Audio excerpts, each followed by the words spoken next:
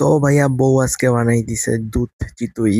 হ্যাঁ, চিতুয়ার সাথে দুধ মিক্স করে, সাথে গুড় নারিকেল সবকিছু মিক্স করে বলতে গেলে এই আইটেমটা বানানো হয় আর কি।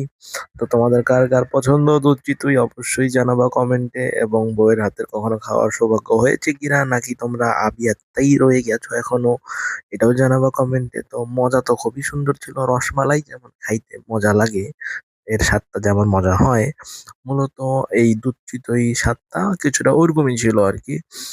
এবং দুধের যে স্বাদটা রসমালাই আর দুধের স্বাদের মতো ছিল। দুধটা অনেক গাঢ় ছিল, একেবারেই দুধের কনসিস্টেন্সি খুবই খুবই চমৎকার ছিল।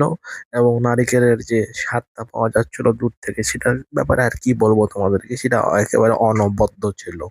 এবং চিতোয়াটা ফুলে উঠছিল চরমভাবে।